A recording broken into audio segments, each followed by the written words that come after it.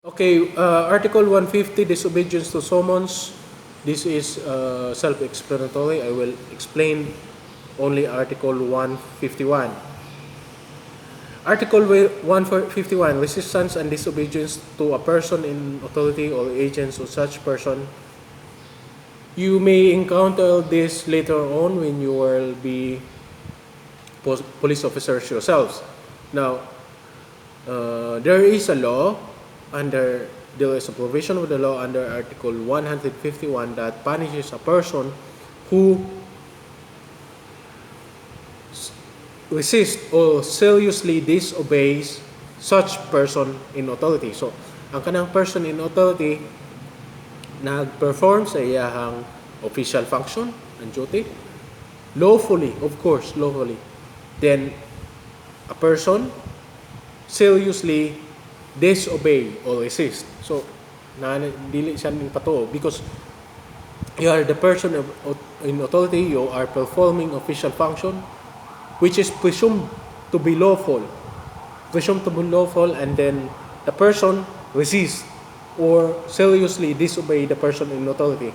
And then katong iyang resistance or serious disobedience does not fall under Article 148 in direct assault, because if it will fall in Article 148 in direct assault provision, then he will be liable for direct assault. And in case of the act will fall in direct assault, the provisions under that law is has higher penalty than simple disobedience and resistance. Now we will discuss who were the persons deemed persons in authority and agents of persons in authority under Article 152. First, a person in authority is one directly vested with jurisdiction, that is power and authority to govern and execute laws. An agent of the person in authority is one charged with maintenance of public order and protection of life and property. These are provided under Article 152. Now, examples of persons in authority: the municipal mayor, the division superintendent of schools, public and private school teachers, teachers nurse, presidents of sanitary division, provincial fiscal, that's prosecutor, justice of peace, that's judge, municipal councilor, barrio captain, and barangay chairman, they are the persons in authority. An agent of personal authority is the one charged with maintenance of public order and protection of security of life and property. It may be barangay tanod. Yes. How about police officer? Police officer is a person in authority. He has the power and authority to govern and execute the laws. Tumults and other disturbances of public order. That's stated in Article 153. Tumults kaning mga gubot sa public.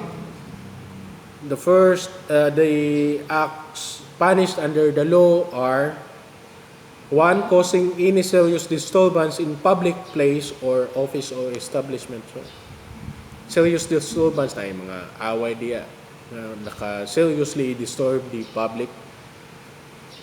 Interrupting or disturbing performances, functions, gatherings, and peaceful meetings. Kini siya if they are not included under Article, if the act is not included under Article 131 and 132. The prevention of peaceful meetings. So, kung wala siya nag-fall dito, dili siya mo ma-define. Making any outcry tending to incite rebellion or sedition. Magsinggit-singgit diya or sinamok sa public, and then daldal, mag-incite pa o rebellion or sedition. Displaying placards or emblems which provoke disturbance of public order in such place. Burying with pomp the body of person who has been legally executed. The essence is creating public disorder. So, Article 153, the essence of the law is creating public disorder.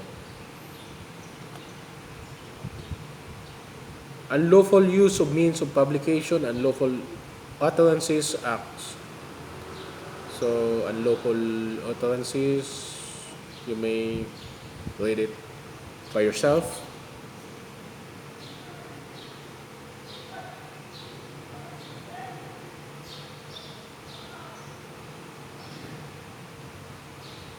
False news. Yes, false news may be, or fake news may be liable under Article 154. You read that probation, publishing, or causing to be published by means of printing, etc. As news, any false news which may endanger the public, this is probation that may punish creation of fake news.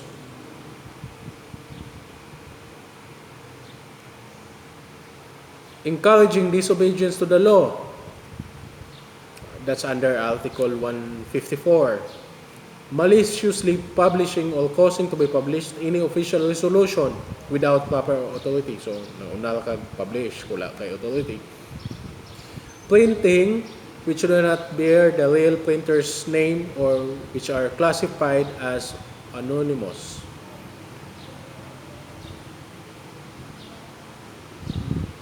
So, what I note from this article is that fake news may be punishable under this law, under this provision, under Article 154. So you don't need another law for that.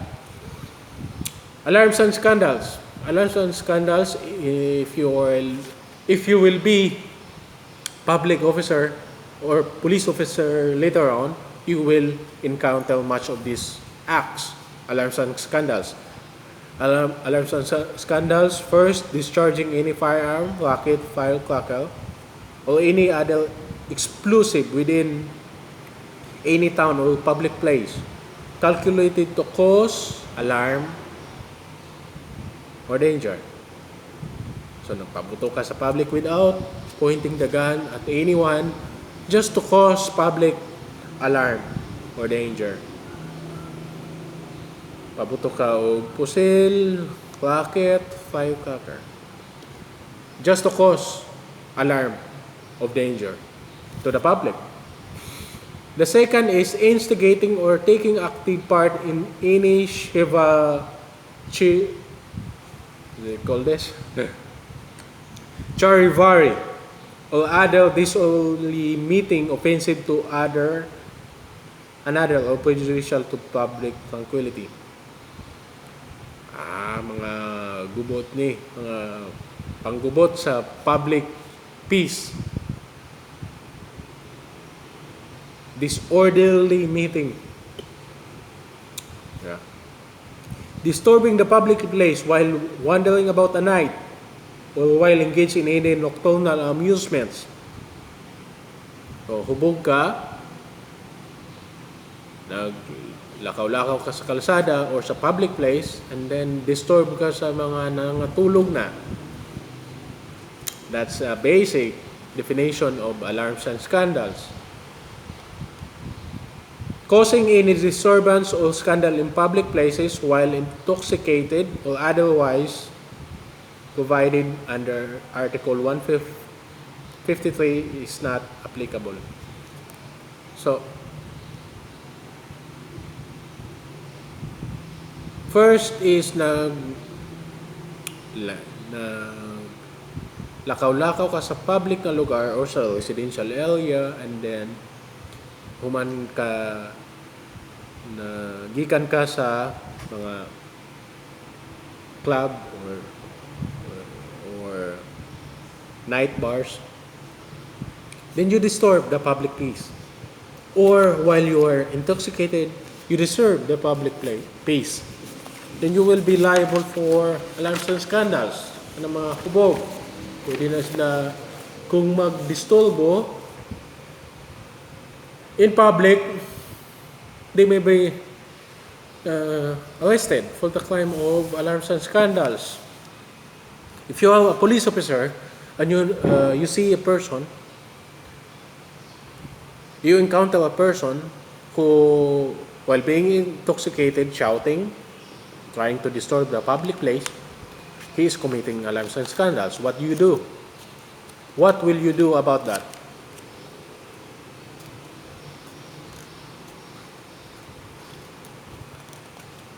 If you know the instances when you can arrest a person without warrant, then you know the answer to that. Okay, I think Article 156 until 159 are like self-explanatory. Evasion, delivering prisoners from jail elements. So, mga prison break ni siya. Yes, prison break. Article 156 speaks about prison break. Evasion of service of sentence. Offender is a convict by final judgment, serving sentence. He evades his sentence by escaping during the term of his imprisonment. Is prison break again. Ang 156 is prison break by someone who helps the prisoner to escape. The 157 is prison break by the convict itself. Then 158 is evasion of service of sentence on occasion of disorder, conflagration, earthquakes, or other calamities. So nagbagyo or nagsunog and then ninglakaw ka, ningikiyas ka. But you have to take note that if mubalik siya pagkahuman sa catastrophe, sa earthquake, explosion, within 48 hours from the issuance of proclamation announcing the passing of the calamity na siya kanang credit sa iyang sentence. So, nasa credit means bawasan iyang sentence because of loyalty. Loyalty sa sentence. So, kung moikyas ka during calamity, bagyo, sunog, earthquake, liable ka for evasion of service of sentence during calamity. But if umubalik ka within 48 hours from the proclamation nga nawala na ang calamity, from the chief executive, di na kay credit or na kay less. Bawasan imuhang or I'm talking about the prisoner. Bawasan ang penalty or service of sentence sa prisoner. And that will be deduction from remaining period sentence equivalent to 1/5 of original term. So dako kayo, 1/5. Other cases of evasion or service of sentence under 159. So gitagaan siya pardon sa chief executive, nakagawa siya, then they violated the conditions of pardon. That's pretty simple. Article 160, commission of another crime during service of penalty. So, na siya sa sulod, convicted by final judgment, and then he committed a new felony while serving the service of sentence. So, basically, priso, you commit another crime inside the jail. So, you will be liable for that and the crime you committed inside. So, duha ka buok imo ang na-violate. Or the prisoner, not you. The prisoner violated 2 crimes. We'll proceed with the other topics of the book 2. Next to public order, I think public interest, crimes against public interest, and we'll discuss that right after. Okay. Be safe.